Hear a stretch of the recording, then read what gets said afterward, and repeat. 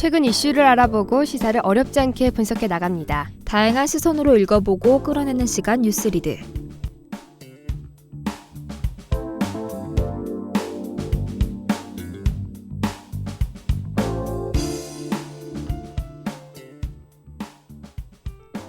반갑습니다. 뉴스리드의 아나운서 김민영입니다. 안녕하세요. 아나운서 정소라입니다.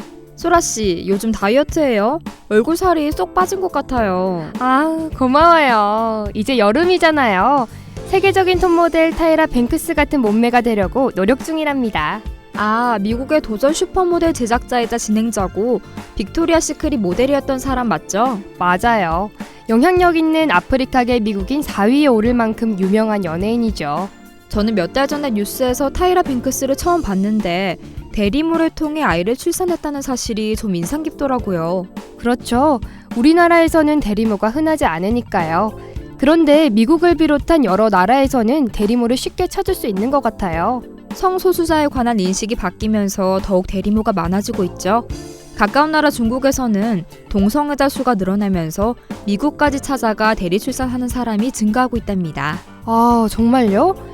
비슷한 사상을 가진 중국이 그렇다면 머지않아 우리나라에도 대리모가 흔해질 것 같네요. 네, 그렇다면 오늘은 대리모와 관련한 이야기를 하면 어떨까요? 노래 듣고 뉴스리드 시작하겠습니다. 비욘세의 파티션.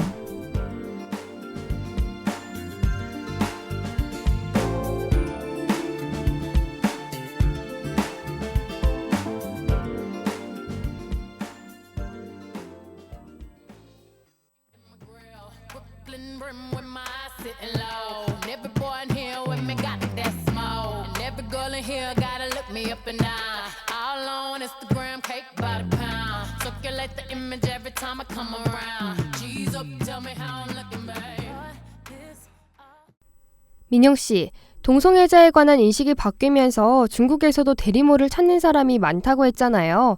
대리모까지 찾을 정도면 동성애자를 바라보는 시선이 많이 달라졌나 봐요. 네, 중국에는 대략 4천만에서 7천만 명 정도의 동성애자가 있다고 하는데요. 수도 많아지고 인식도 점점 달라지면서 이들을 겨냥한 결혼 서비스나 성형수술 등이 늘고 있다고 해요. 과거에는 상상도 하기 힘들었던 일들이 일어나고 있네요. 하지만 중국은 혈연으로 가문을 잇는 것을 중요시한다고 알고 있는데 일반 가정에서는 동성애자를 여전히 반대하는 문화도 있을 것 같아요. 그런 문제를 해결하기 위해 동성애자 같은 성소수자들이 대리모를 많이 찾고 있죠. 손자, 손녀를 원하는 부모를 위해 미국에서 대리모를 제공하는 서비스 업체를 찾는 사람이 늘고 있답니다. 대를 이어야 한다는 중국의 문화 때문에 미국까지 가서 대리모를 찾는 거군요. 그렇다면 꼭 동성애자가 아닌 불임 부부도 대리 출산을 많이 할 것 같아요. 맞아요. 중국 정부가 올해부터 2자녀 정책을 펼치면서 실제로 불임 부부들이 미국의 대리모 알선 업체를 많이 이용합니다. 업체의 전체 고객 70%를 중국인이 차지하고 있죠. 2명의 자녀를 허용하는 정책이 생기면서 불임 부부가 아이를 갖기 위해 대리 출산을 하는군요. 중국의 불임 부부가 정말 많나 보네요. 그동안 한자녀 정책으로 인해 불임 치료 기술이 발달하지 않았기 때문이죠. 그래서 부유한 중국 불임 부부들은 대리모와 난자매매가 합법적인 미국까지 건너가고 있습니다. 그렇군요. 이렇게 대리모가 많아지고 있는데 먼저 대리모의 정확한 의미부터 파악해야 할 것 같아요. 대리모는 의뢰에 따라 제3의 여성이 임신 및 출산하는 방법으로 대리 출산이라고도 하는데요. 이러한 대리모는 임신을 위해 자궁만 제공하는 자궁 대리모와 난자와 자궁을 모두 제공하는 대리모로 구분됩니다. 자궁만 제공하는 대리모는 아이와 유전적인 관계가 없겠군요.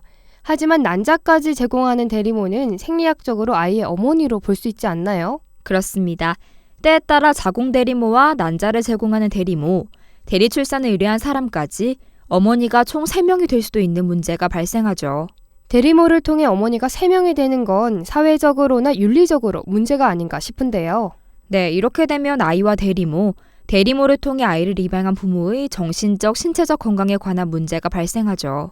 대리모와 불임 부부 그리고 아이 사이에 법률적 문제까지 발생하게 될 것 같아요. 하지만 인공수정 기술이 생각보다 간편하고 아이를 원하지만 갖지 못하는 부부들을 위한 효과적인 방법인 건 틀림없어서 대리모를 찬성해야 한다는 의견도 적지 않습니다. 찬성하는 입장으로는 중국처럼 동성애자의 경우나 불임 부부의 경우가 많겠네요. 중국뿐만 아니라 우리나라도 해가 거듭될수록 불임 여성이 증가하고 있잖아요. 네, 불임 부부들에게 입양이 아닌 최후의 방법은 결국 대리모라고 할 수 있습니다. 찬성 관점에서는 행복 추구권에 따라 불임 부부들이 자신들의 행복을 추구할 권리를 인정해야 한다고 주장하죠. 그렇군요. 그런데 방금 민영 씨가 말한 것처럼 입양도 좋은 방법이지 않나요? 굳이 우리나라에서 불법인 대리 출산을 하는 것보다는 입양이 훨씬 사회적으로 좋은 방법인 것 같아요. 우리나라는 강한 유교 사회로 혈연의식과 가족주의 의식 때문에 자신의 핏줄에 관한 집착이 강하잖아요. 그래서 다른 나라보다 입양에 관해 부정적인 인식이 많아 입양 건수가 적은 상황이랍니다. 인간의 자기 보존의 욕구라고 할 수 있겠네요. 하긴 아직 우리 사회에선 입양이 쉽지 않을 뿐더러 자신과 닮은 아이를 갖고 싶다는 이유로 입양보다는 대리모를 선호하는 경향을 보이는 것 같아요. 또 대리모를 찬성하는 입장에서는 저출산 시대에 대응하는 하나의 방법이라고 말하고 있습니다. 현재 우리나라는 합계 출산율이 OECD 최하위 수준까지 떨어진 상황이잖아요. 아이를 낳지 않으려는 사람들을 대신해서 대리 출산이 이뤄지면 저출산이 해결될 수도 있겠네요. 저출산의 이유가 양육 문제도 있지만 10개월 동안 임산부로 살아야 하고 직장에서 일을 못하게 되는 등의 여러 단점이 있잖아요. 이를 대리 출산이 해결할 수 있는 거죠. 대리 출산을 찬성하는 입장을 보니 불임 부부와 동성애자 그리고 저출산 때문에 힘든 사회에 좋은 방안이 아닐까 싶네요. 하지만 대리모의 인권 침해 문제로 반대하는 입장도 있습니다. 대리모는 주로 인터넷 사이트를 통해 의뢰인과 계약하는 경우도 있지만 전문 브로커들이 대리모와 의뢰인을 연결해주는 경우가 많은데요. 여기서 대리모의 개인정보 문제와 인권 침해가 발생하죠. 의뢰인들은 더 좋은 자금과 난자로 아이를 낳기 원하잖아요. 그래서 대리모를 신청하는 사람은 나이, 학력, 신체 조건, 사진 등을 제공해야 해서 개인정보 문제가 발생하는군요. 맞아요. 또 한 번 계약이 끝났어도 브로커들이 대리모의 정보를 계속 가지고 있어서 등급이 높은 대리모는 계속해서 권유받기도 한답니다. 이런 과정에서 인권 침해 문제가 발생하죠. 대리모를 계속해서 권유받는다면 건강상의 문제도 있을 것 같아요. 임신하게 되면 여성의 신체에 많은 변화가 생기고 정신적으로도 힘든 부분이 많잖아요. 네, 하지만 임신이나 출산 중에 대리모에게 문제가 생기면 법적으로 보상받을 수 없답니다. 계약서에 이런 조항이 없다면 더욱 대리모 혼자 짊어져야 할 문제가 되는 거죠. 대리모의 건강이 악화되면 뱃속의 아이에게도 타격이 생기지 않을까요?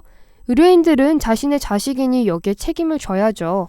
하지만 대부분의 의뢰인은 계약서에 따라 부부가 원하는 성별이 아니면 유산시키는 경우가 빈번합니다.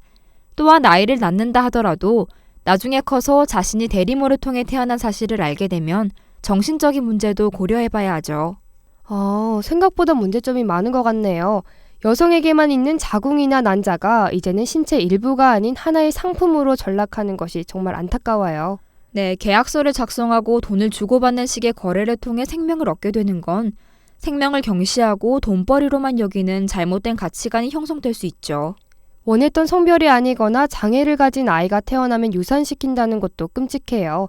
태아의 생명을 가볍게 여기는 게 만연해지면 안 된다고 생각합니다. 네, 지금까지 대리모의 의미와 대리출산의 찬성 반대 관점을 알아봤는데요. 노래 듣고 이어서 얘기 나눠보도록 합시다. 위켄드의 어퀸티드.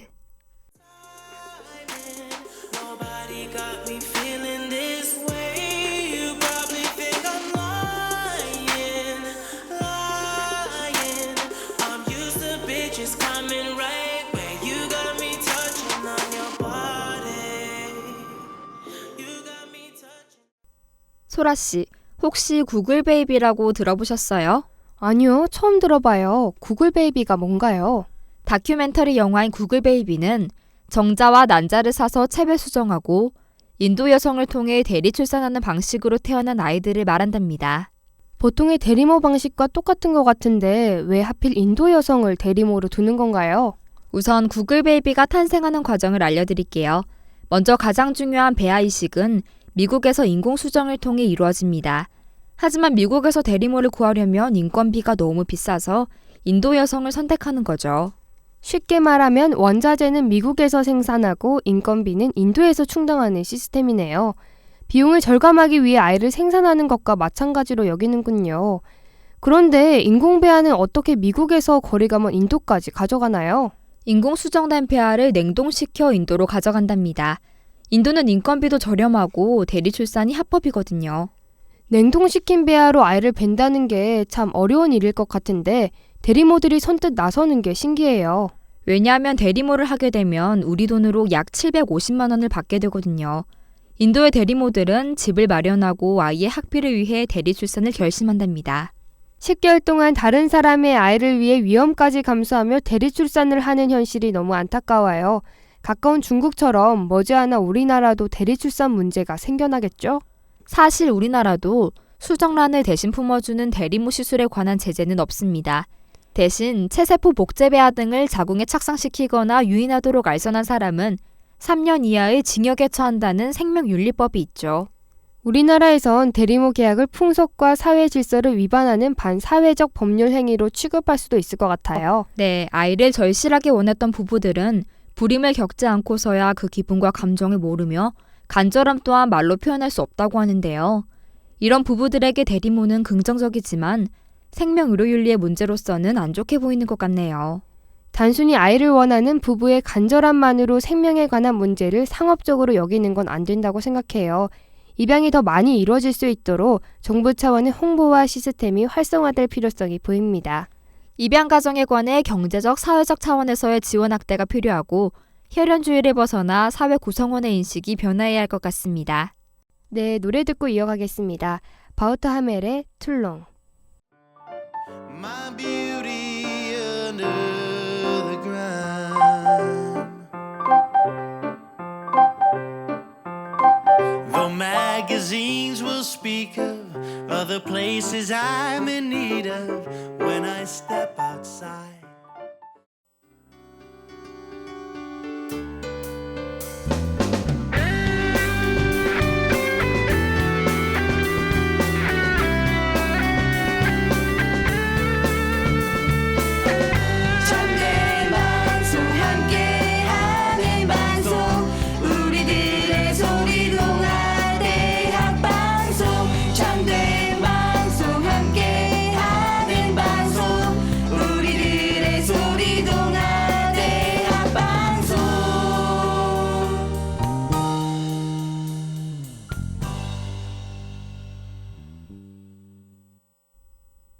소라 씨, 지금까지 대리출산에 관해 다른 나라의 사례를 살펴봤는데 우리나라에도 대리모 사건의 판례가 있다는 거 알고 있나요? 우리나라에서는 대리출산이 불법이잖아요. 어떤 사건인가요? 2009년에 일어난 현대판 씨바지 사건이라고 불리는 일인데요. 돈을 주고 대리출산을 하게 됐는데 출산 후 아이와는 전혀 관계없는 사이로 지내야 한다는 계약 조건이 있었습니다. 인도와 같은 다른 나라도 대리출산을 하고 난 후에는 아이와 모르는 사이로 지내잖아요. 하지만 우리나라에서는 당사자 간의 계약으로 합의가 됐다 하더라도 자녀에 관한 면접 교섭권은 권리이기 때문에 민법 제103조를 어기는 행위입니다. 또한 앞서 말한 생명윤리법에도 어긋나고요. 우리나라에서는 자식을 낳은 사람은 아이와 만날 수 있어야 하는군요. 그래서 의뢰인과 대리모 간에 약정이 있었다 하더라도 면접 교섭권은 인정한 거네요. 그렇습니다. 비슷한 사례로 2014년 태국에서는 호주인의 의뢰를 받아 남녀 쌍둥이를 임신했는데요. 둘 중 남자아이가 다운 증후군으로 드러나자 의뢰인 부부는 임신 중절을 요구했습니다. 자기가 의뢰해서 생긴 아이들인데 생명을 너무 쉽게 생각하는 것 같네요. 대리모는 결국 남자아이를 유산했나요? 태국인 대리모는 이를 살인이라며 거부하고 자신의 친자녀와 함께 다운 증후군 아이를 키웠습니다. 결국 정상인 여자아이만 데리고 간 호주 부부는 논란이 됐고 국제적인 시민단체에서는 다운 증후군 아이를 위해 모금을 했죠. 호주 부부의 행동에 반해 태국인 대리모의 결정이 쉽지 않았을 텐데 대단하네요. 호주 부부처럼 생명을 가볍게 생각하는 태도는 분명 문제라고 생각합니다. 이에 따라 호주 정부는 원정 대리모 출산을 금지하는 법을 제정하게 되죠. 지금까지 우리나라의 판례와 해외 사례에 관해 알아봤는데요. 노래 듣고 마무리할게요. 바우터 하멜의 브리지. Limelight seems to beam out of her eyes. She doesn't seem to notice, but she doesn't need to. She's had her share of compliments and lies. She says, "Come turn off your radio."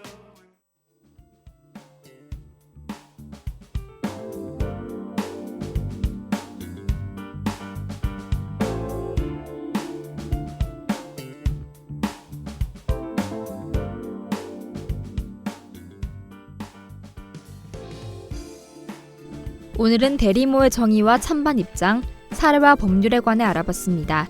저는 대리모를 찬성하는 입장도 있지만 아무래도 반대하는 쪽이 더 많고 여러 문제점을 가지고 있는 것이 사실이라고 생각해요. 네, 인류의 유지를 위해 생명이 필요하지만 생명을 인위적으로 사고 팔면서까지 만들어내는 건 앞으로 더 생각해봐야 할 문제라고 봅니다. 맞습니다.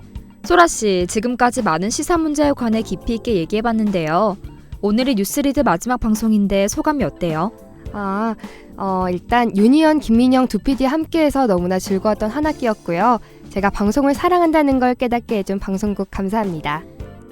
저도 뉴스리드 기한서 쓸 때부터 무척 막막하고 어려웠는데 이렇게 무사히 마무리한 것 같아서 뿌듯하고 좋네요. 그동안 말은 못했지만 같이 고생했던 62기 1년 동안 많이 도와줘서 정말 진심으로 고마웠어요.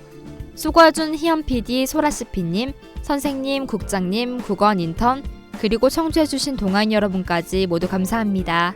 뉴스리드의 제작과 기술을 맡은 유니언 PD도 소감을 보내왔는데요. 뉴스리드가 어느새 마지막인 11화까지 왔네요. 생각해보면 화요일마다 비바람이 많이 불었던 것 같아요. 그래도 늦지 않게 와준 민영 아나운서와 소라시피님 감사했어요. 처음 방송을 시작할 때 실수할까봐 떨렸던 기억이 생생한데 마지막 방송이라고 하니까 아쉽습니다. 그동안 다운 미디어 센터에서 활동하면서 뜻깊은 경험을 한 것 같아서 좋네요. 그리고 함께 고생한 62기 국원들, 힘든 순간에 곁에 있어줘서 고맙습니다. 그리고 매일 아침 화요일마다 오느라 고생한 인턴분들도 수고 많으셨습니다. 라고 전해달라네요.